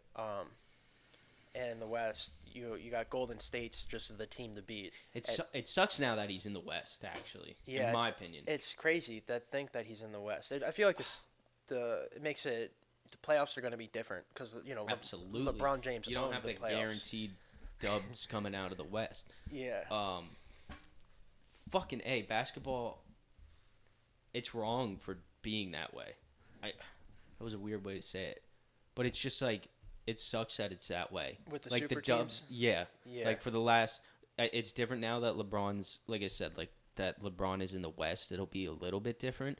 But for the last 3 years, it was like, the fucking the Warriors are coming out of the West, which is disgusting. Yeah. Like it's a sport. We're talking about a professional sport that people make millions, spend millions. You have fans, spectators, like this whole sphere of American life, and you look at it and for the last 3 years, it was just like, yeah, they're gonna be in it. Yeah, and It's disgusting. no, then they just got DeMarcus Cousins in the offseason. Yes. That's insane. Like Yep. they just added another superstar. Yeah, And I he don't. is a superstar, Boogie Cousins. I'm not gonna.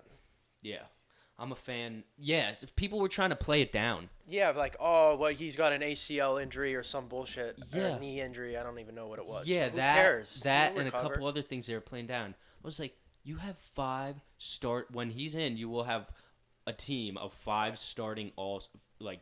Not to mention Andre Iguodala was Finals MVP and one time another All Star too. Yes. So I think what they might have 6, or I don't even know And how many. To me, that it ruins the fucking game. You know, Ugh. like you're gonna go up against this team like not thinking. You like what kind of? LeBron knew last year. Yeah. Because do you know what I'm talking about? They interviewed him at the end of the conference finals, going into the finals, and they were they asked him a couple questions about the game, and then they asked him about the Dubs, and he just he made this comment. I don't remember exactly what it was, but like when you watch the video and read the script of like what he said, it was like he knew, like he didn't want to talk about it. Yeah. Because he knew it was like, listen, it's probably not looking good, and that was with Kyrie. I remember his body language during. I know what you're talking about, and he was just like shrugged his shoulders and kind of looked away. Like, so Yeah. I remember him saying something like, people are gonna do what they want to do, and Yeah. because I personally think the players collaborated a little bit with it, and No doubt. I Yeah. think people don't look. I don't know. I think people don't think about that enough, in terms of like we're talking about. Like, think about high school teams, or at least for me, or high school or travel teams. could you imagine if high school teams could recruit? I know some of them Yeah. actually do, But yeah, and then what I'm saying is like when you like me personally, the way I played, I loved the when talking about baseball, I loved just the camaraderie and that, and I knew a lot of guys from other teams. yeah, So, like, for anyone that's listening and they know that, like, you have guys' numbers, you have guys that you're friends with when you see them from other teams. Like, and now, okay, like, act like you're in the big leagues of whatever it may be. You're not going to act like, we're not going to sit here and act like just the head offices or the ones making this. Like, you know what I Yeah. mean? If you and I were playing basketball and, like, you're my boy somehow, yeah. and it's like, you know, my free agency's coming up. I'm going to be like, damn, Mikey's team, you know, Mikey's on the Rockets. The team's looking pretty good this year. I'd like to get over there. Yeah, but we make the phone call and then Yeah, talk to the I mean, business don't owners. get me wrong. We're not making the moves. There's only so much the players can do. There's only so much the players can do, but it's still a big factor. Like, look at fucking D Wade. D Wade's LeBron's fucking best friend. Yeah, He was in Miami. LeBron was in Cleveland last year. He got D Wade there, and I'm pretty sure, if I'm not mistaken, there's rumors about him going to LA. Wow. Yeah. I could be wrong about that. There probably is, and who knows? They could just go live it up in Los Angeles together, best Fuck yeah. friends. They're buddies. Yeah. So like that's a big part of it too. I don't know. It's just the whole thing's nutty. But going back, I wanted to get this in. If you're a fan of, if you like any sport, you should be a fan of the game and a fan of competition. Yeah, Like, absolutely. you should be above just your team mentality. You should want the best for every team in whatever sport it may be, and you should enjoy the spirit of good, healthy competition. So, where am I? Oh, so I lost my train of thought. So, like, with the Warriors, it's sad. Like, whether you're a Warriors fan or not, you should be a little disturbed that there's this one super team that just goes in and mows the league like it's no one's fucking business. Where's the competition? There's no Where's the fun in that? Yeah, there's no fun. There's no competition. There's one team that's gonna make it out of the West. It's Yeah. Golden State, Yes. unless they either throw the game or. Yeah. 'Cause- What I believe prior to this year. I think it'll be interesting. We'll see what the Lakers do. But it's like what? Yeah, I guess Houston's gonna get Carmelo, or did they? Is that? No. Carmelo. Well, he bounced around like a fucking pinball. Dude, he went didn't to Atlanta, and I don't even think he actually went to the city. And I don't even know if Carmelo, he's not the same player he was. American professional basketball player. He has been named in. Oh, they usually current team. Oh my gosh. Current team, United Men's National Basketball Team. They don't even put the NBA team. Carmelo Anthony clears waivers, intends to sign 1-year deal with Houston. Okay. That's funny. They didn't put it in his current team. They didn't put it in the fucking first few Wikipedia sentences. The internet doesn't even know what the fuck. I technically think he is an Atlanta Hawk right now. That's because he signed, somehow left OKC, went to Atlanta. What team is Carmelo Anthony on? United States. He plays for USA. All right. Well, in the NBA season, you can catch him in the United States basketball. Not that it's wrong. I'm not saying it's wrong. What the fuck? I don't know. I just mean that Houston could have a chance of knocking off Golden State, but then again, I don't know. And from now, it's kind of ruined too, because if you look at it, Houston's in the West, LA's in the West, and the Dubs are in the West. That's disgusting. Now it's almost it's still just as bad, because whatever team manages to beat whoever, and whoever comes out of the West, they're probably going to be you have this. I can think of the Celtics. Yeah, maybe if that's they're it. healthy. If they're healthy. So you still have that dynamic of whoever comes out of the West is probably going to be a heavy favorite to still win the finals. Yeah, there's no way. The Eastern teams don't even compare to the Western Conference. Whether it's the Dubs, whether it's the Lakers, and whether it's the Rockets. It's. I feel like it's been we grew up in National Football League, National League in baseball. I always remember the Yankees and the Red Sox always being the top team pretty much in baseball growing up. And it always seems like it's the other division. Was for me, that's how I always remembered sports. The Detroit Red Wings in the 90s were legendary. And there were in the Western Conference where they're the heavily favored. For me, it seems that every year, that's how I remember sports. The Western conferences have been the favorite over the East. Oh, so you're saying in every sport, so the American around the League board is a favorite over the over the National, and the AFC and the Patriots are always the favorite over the NFC team. Yeah. Well, the thing that's weird in baseball is it's two different styles of play. Yeah, I can't speak. Well, basketball, it's not. I can say that pretty confidently. But you still have, like you said, one league's dominating over the other, okay? Uh-huh. Hockey, I don't know the first thing about. You know better, but I'm... Yeah, I mean, the last 4 years have been the Penguins and the Caps. But, not like baseball, just the DH, just the designated hitter. There is a completely different approach. Well, there's two different ways you look at each league and how each plays. Not that there's teams there's literally a thing they're playing American League ball or they're playing National League ball, which is crazy that in one league you have two different teams, or not two different teams. Half of the teams kind of tend to play one way just because of one facet of the game. Right, you have to organize your batting lineup over what your pitcher is going to do. And nowadays you have some pitchers who can hit the ball, but that's not even close to another power hitter in the lineup, and then you can adjust the lineup. Yep. It's totally different. I think from the genesis of it, then it took off where they picked their extreme, but then they kept going in that direction. So, what I mean by that is, so when the American League got the DH, you know what I mean? Okay, you have one person. There's only so much of a difference one person can make in a lineup. But then I feel like the American League was okay, we have one more hitter that can make power. But now you look at a lot of American League teams, it's all power. Yeah. They just kept following that power trend of just stack it, hit as many fucking home runs as possible. Dude, that's what the Yankees are about. I don't like home runs. I don't like that. I think that's another thing that takes away from a sport.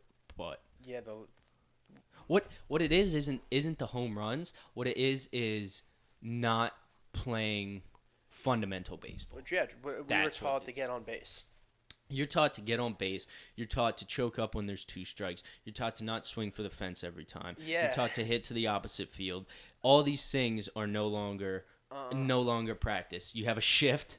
You have guys that come up and you just go, this guy is going to hit it to this side, so move everyone to this side. You have guys that don't give a fuck if there's no strikes or if there's two strikes. They're swinging to put it into the next state. Like, I love the game. I always will. But I'm a small guy. I'm like 135 pounds, 140 pounds soaking wet. So like, the only way for me to be successful in the game was to learn how to play it intelligently and do the fundamentals correctly. So that might be why I have a little bit of a bias. I was the small, raised the same way. I was a professional bunter in Little League. Yes, professional bunter. I turn a bunt Pierre.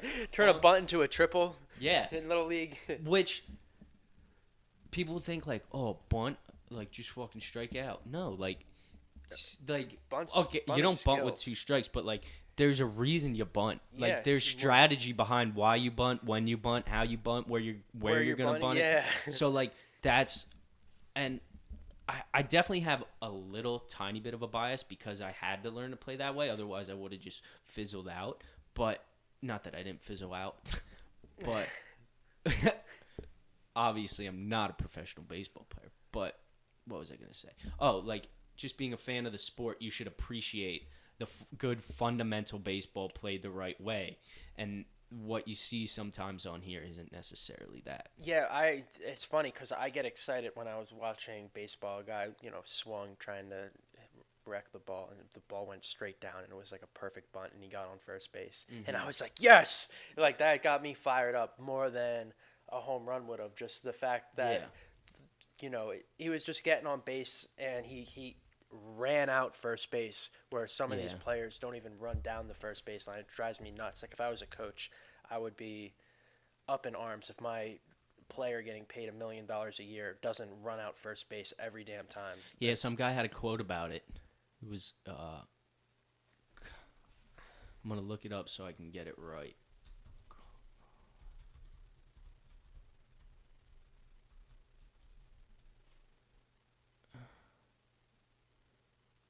Oh, come on. The quote was basically,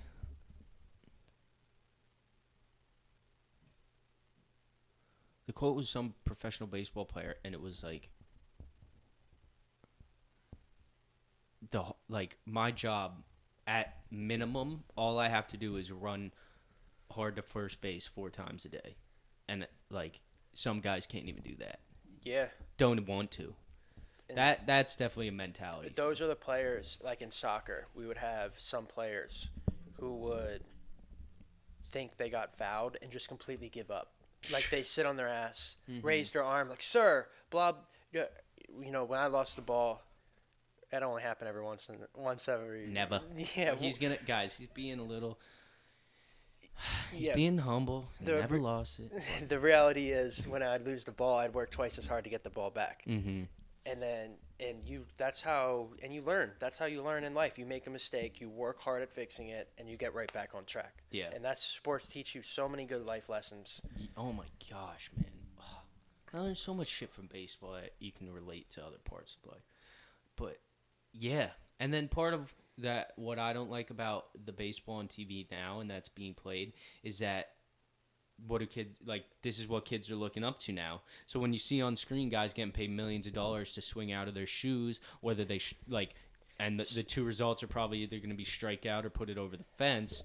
That's where you're going to learn that. And Yeah, it's discouraging. Yeah, it is discouraging. Because we were, raised a totally different. Mm-hmm. Hopefully, when we're old and we have kids, we can still teach the right way to play baseball. Oh, I damn sure will. I'll go to the grave teaching the proper way. And I'm not saying there's not a part of the game for all these things, but it's just like certain stuff's being,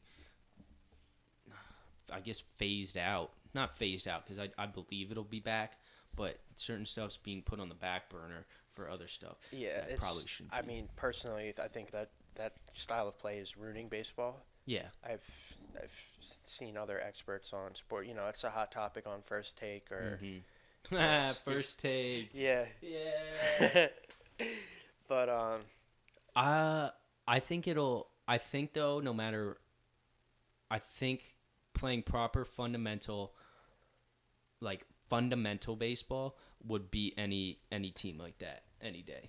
Like a team that's just going to go out there and swing out of their shoes, as opposed to a team who's going to come in, do the little things right. And we're shitting on it like it's not all. Like, there's they were shitting on it. Like, there's still teams who play great fundamental baseball. There's still guys out there who choke up when there's 2 strikes and bust ass to first base no matter where they put the ball. So it's not all bad, but it's just trending. Yeah. Slowly trending this way. And probably not the best, but who the fuck am I saying? I think it'll be back. Because, like, that's why I was talking about Joe Manning. I like him because he has that mentality.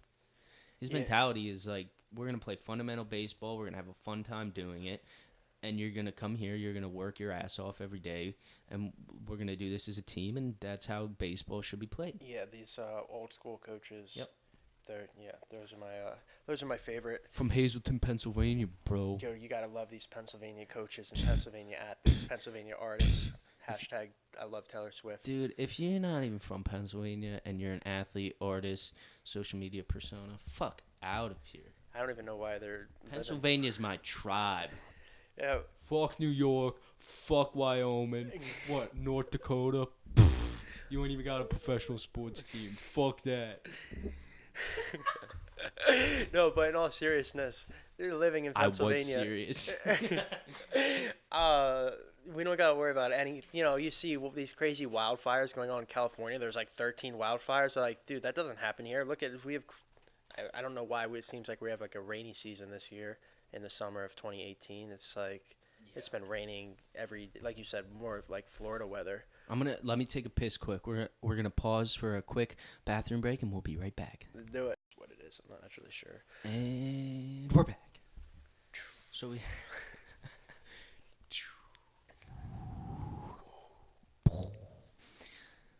But yeah, Pennsylvania, I love it. Every time I go away and I come back in Pennsylvania, I'm like, oh, I love this state. It's beautiful. Although our highways and roads kind of suck, but everything else is great. In terms of the circles you hang around, do you see more of a positive, negative, or neutral outlook on people that live here? Like from people that live here? I see positive people. I see especially our parents' generation and even No. I mean about in terms of Pennsylvania, PA mentality. Like the people and their attitude. Like, do you get a lot of like, fuck this place, man, this sucks, I'd rather be out west, or do you get like what we're saying, like Pennsylvania's a nice state? You definitely get a mixture of both, but I think those people who say like I'd rather be out west never travel to like the Grand Canyon of Pennsylvania. I mean, what'd you say? The Grand Canyon of Pennsylvania. You ever go? Nope. Dude, it's amazing. Nope. Sounds like another reason to love this beautiful piece of land. Yeah, we got the Grand Canyon of Pennsylvania. And what you is can go that? white water. It's like I think it's the highest point in Pennsylvania, and it's very scenic. You can go tubing or rafting down. I forget what river it is, but Pine Creek Gorge, the PA Grand Canyon, and it looks beautiful. 160,000 acres of beautiful God's country. Literally, when you go to Potter County, it says "Welcome to God's country." Potter County is beautiful. It's amazing. Potter County, Sullivan County, yeah, everything up there. Tioga. But yeah, I remember. So with the Poconos. Lately, it hasn't been a topic, but when we were kids in high school, it was always a big thing. Like, fuck Pennsylvania, like this place sucks. And I won't lie, I was on that bandwagon for a while, but I just hit me. I was like, okay, so let's look at this. What factors differentiate states? Weather. Well, I like the seasons. Yeah, we get all four. Yep, we get all four, and I think we get a nice. Not extreme, but maybe towards the end of the spectrum on either. Like during summertime, there's always a couple weeks where it's really, really hot. Yeah, we'll get a couple heat waves. Which is good, yeah. And then during the wintertime, you get a couple weeks or month when it's really, really cold. Yeah. But you still have 4 seasons. You have fall, you have spring. And the winter's not that intense where you need like a truck or 4-wheel drive. You can really get away with any type of vehicle in the winter if you're just taking main roads. Yeah, what else we got? It's in terms of like landscape and scenery. Oh, it's beautiful. Rolling hills, green, lush forests. Yeah, It's a big state. There's a lot of places to go, a lot of places to see. in the fall is amazing in Pennsylvania because you can, like, my aunt lives like an hour and a half north up near Scranton, like in the Poconos almost, and in September you'll go up and you'll see all the leaves changing, and you'll get back to the Lehigh Valley, and the leaves won't change for another week or two, and then you can go south towards Lancaster, and then those leaves will change a week or two after the dozen. So you can, their fall can last an amazingly long time depending on where you're traveling, and if you travel across Pennsylvania, it's awesome. There's also a lot of history, You all over yeah. coal, like in terms of like a lot of coal mining Coal, history, steel, a lot of that. You also have a couple big cities: Philadelphia, Pittsburgh, Yeah. Harrisburg, Allentown. Allentown is actually the third largest city. Yeah, in that's PA. I crazy. didn't know if you knew that. Dude, and then it connects to Bethlehem too. Yep. But if you like combine them into, I heard if you like combined it, Allentown, Bethlehem, And Easton. yeah, it would be like top 10 cities in the U.S. with Really? population. Yeah. Allentown. They all kind of connect too. Yeah. So you have that if that's your vibe. Personally, it's not my vibe. I'm not a city boy. I'm more of a country boy. But the nice thing about PA is too, you have both. Like Yeah. you could go to center PA, like a little north central PA, and it's just fucking beautiful. Dude, beautiful where we rolling live, hills. we can go to Philadelphia for a concert, or Hershey in a concert, get New a little York? tipsy, or New York, Get a little tipsy. and still be able to make it back home, all safe and sound. Like, it's not like you have to, being from Ephrata now, I can drive 15, 20 minutes to Lancaster to the bar. I can go to Reading to another club. I can go to Westchester, which is more like 40 minutes away. That's kind of pushing it.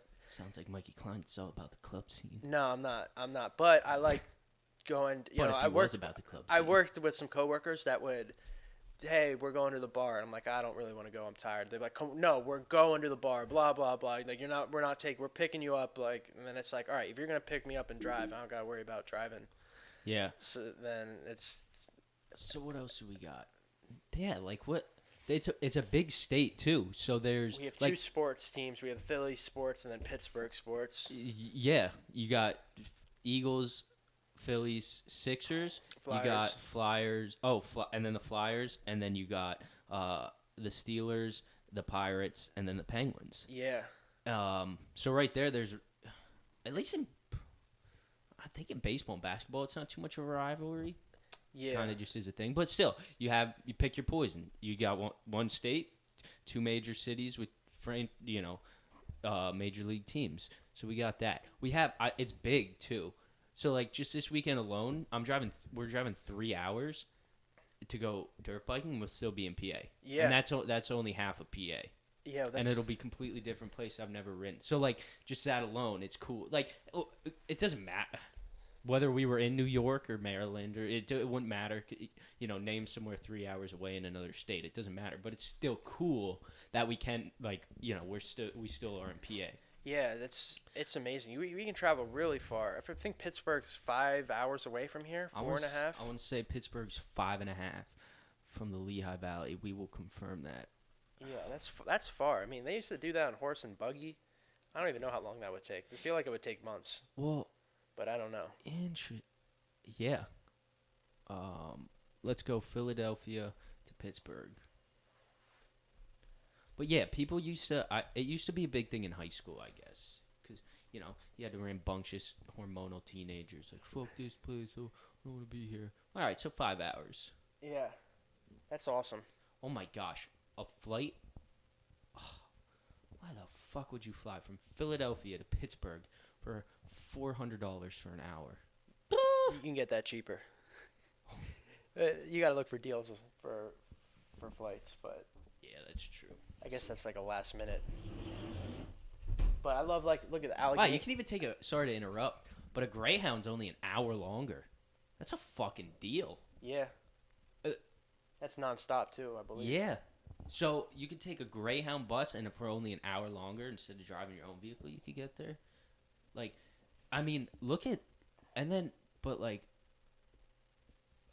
Dude, alligator. Erie. Yeah. Like, let's put in Erie, Philadelphia to Erie, Pennsylvania. Which Erie, I don't think I've ever been that I can recollect, but it's supposed to be beautiful up there too. There you go, 6 hours and 26 minutes. Yeah, part of the Great Lakes. We got Pennsylvania. We got everything. This is just a fucking, for those who haven't caught on, this is the Pennsylvania hype session. I'm curious though. Okay, so let's go. I think someone said I heard it takes like 8 hours to do all of California. So let's do Doors, California. Right? I saw that correctly? Yeah. Doors, California. And we're going to go... No. San Diego. Yeah.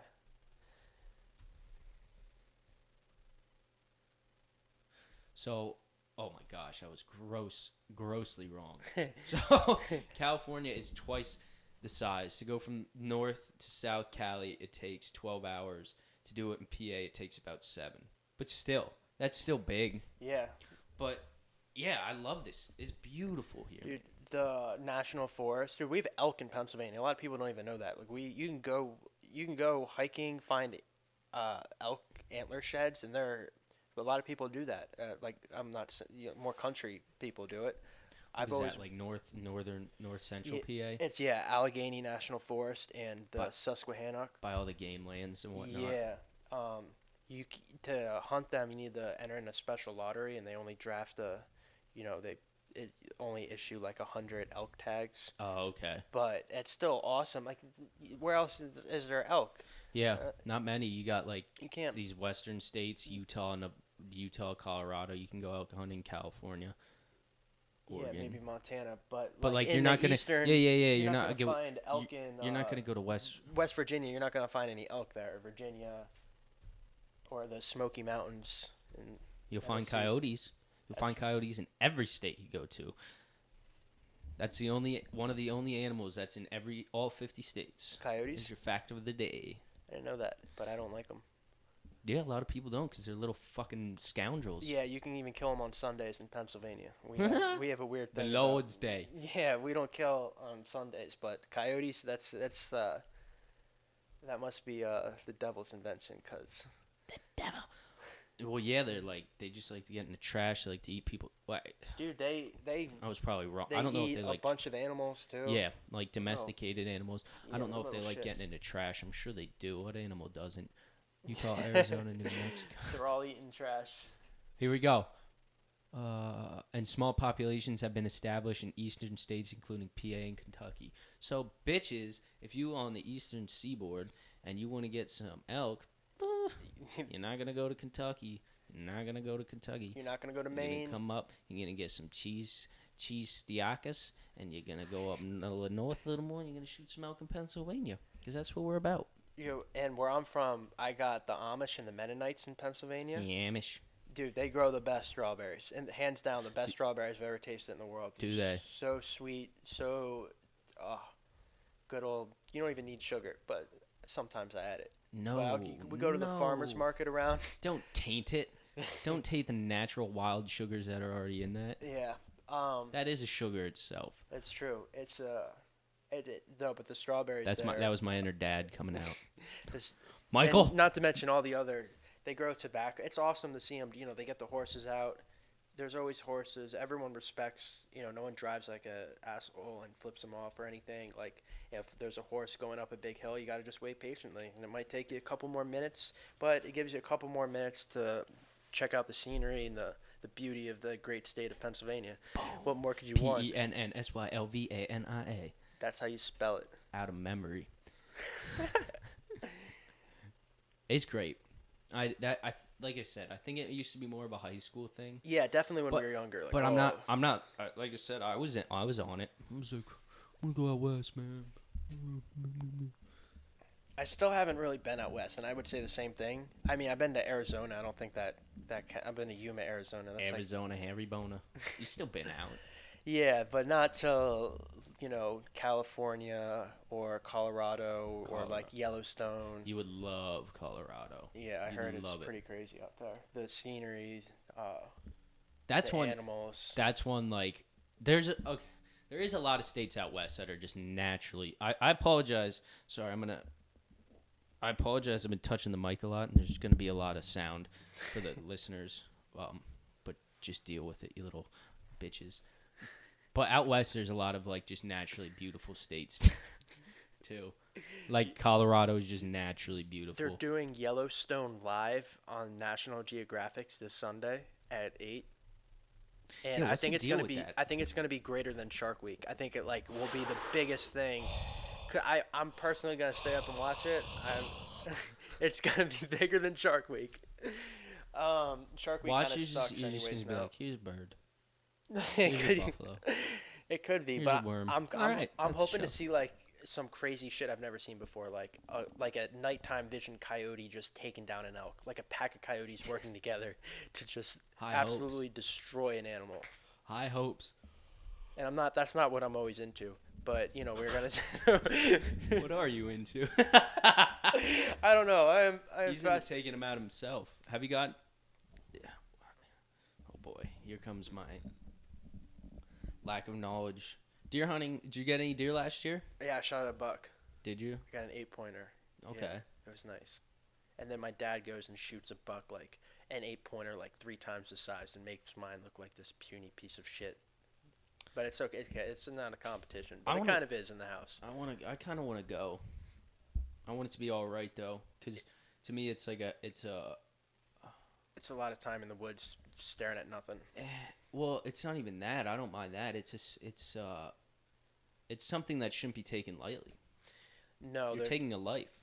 Yeah. Whether it is a deer's life or whatever it is, like you're taking the life of an animal. That adrenaline of the rush of about to take not only an animal, but you got to think if you're shooting like a buck, like this thing can fuck you up. It's your big game hunt. Mm-hmm. Like people, turkey's got some serious claws. Like you shoot and piss off a deer, or I honestly, if it charged you with your antlers, I would be shitting my pants scared. I normally am in a tree stand or I have a rifle.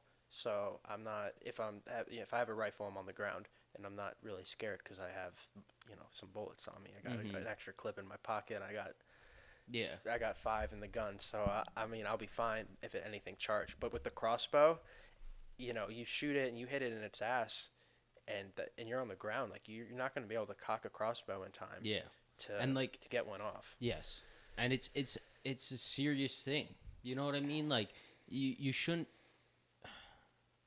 If you're gonna hunt, you shouldn't harvest the meat. Like, okay, you should, yeah, that, and I'm gonna try to put this delicately.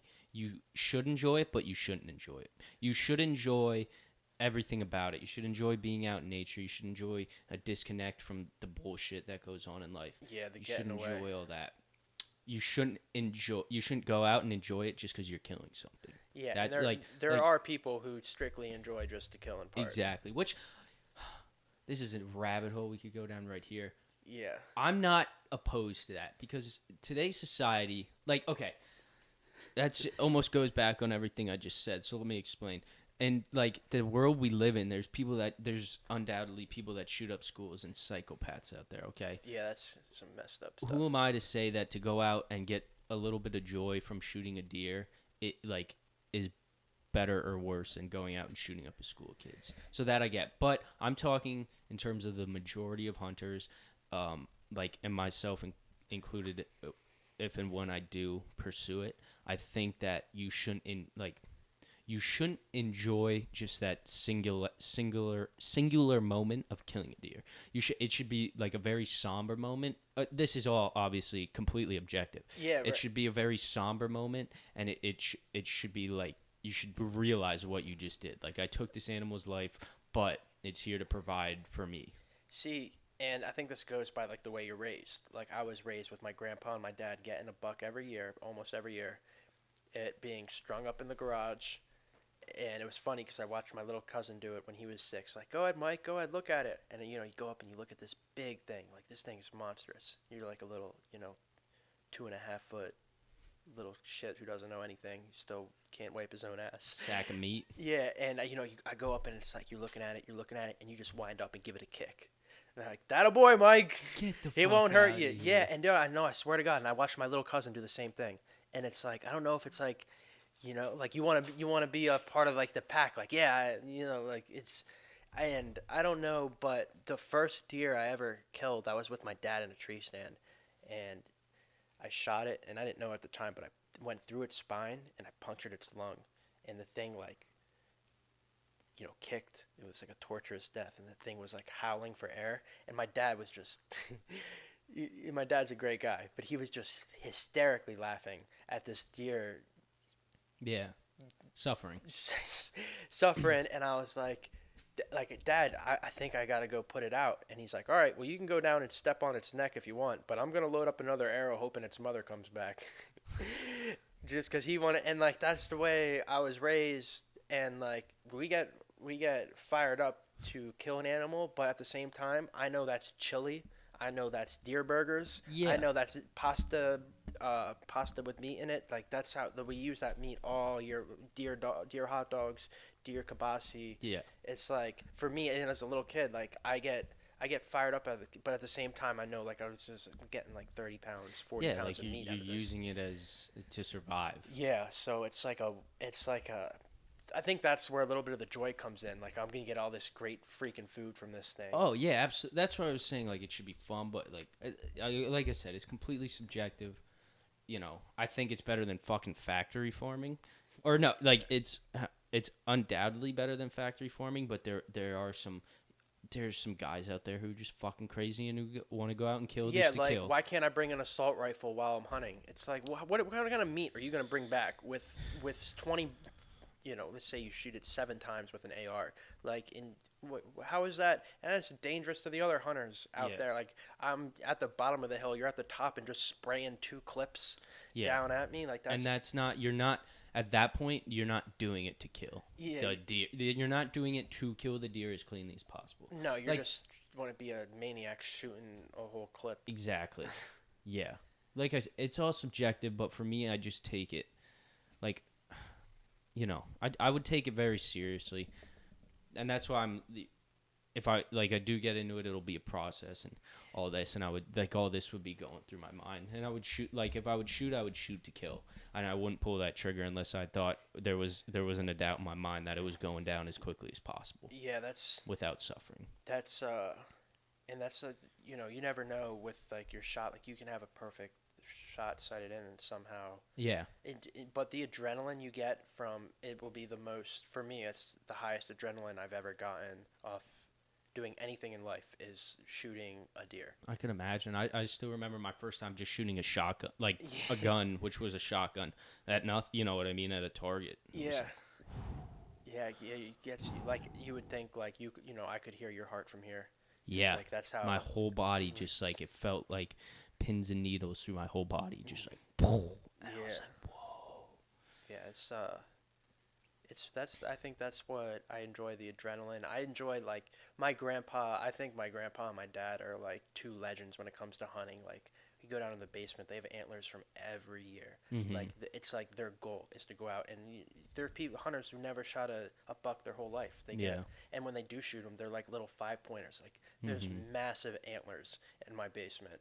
And from years, and my grandpa has even bigger antlers, and it's his, and he hunts in New York and shoots bucks up there. So he's got, you can only shoot 1 buck in Pennsylvania.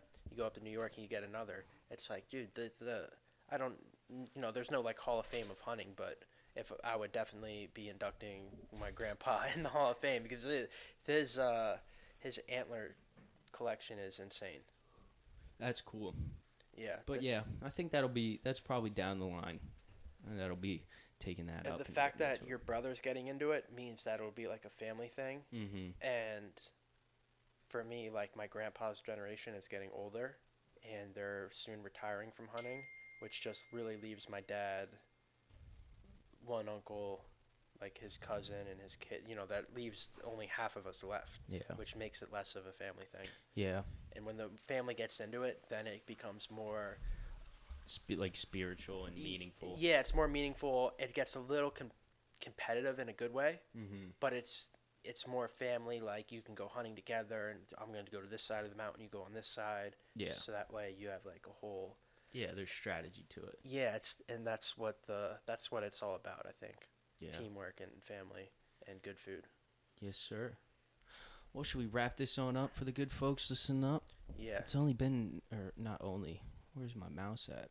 It's been 2 hours, bro. 2 hours in the House of Yext. 2 hours doesn't feel like it. Dude, no, time flies. 2 hours in the house. Welcome to the House of Yex. Here in good old Pennsylvania. The best house in the best state. Where LeBron is not, but the good times are. That's right. LeBron, you're more than welcome to come on the show. Extending the invite. Any last words for the good people? Love you guys. This is the House of Yext. Stay out of school, keep on drugs. No, that's... Oh, other way around. Yeah, Okay. sometimes we get those mixed up, but then the priorities always straighten out. Good shit. Mikey, thank you for being here, my man. And to all you fuck sticks, till next time.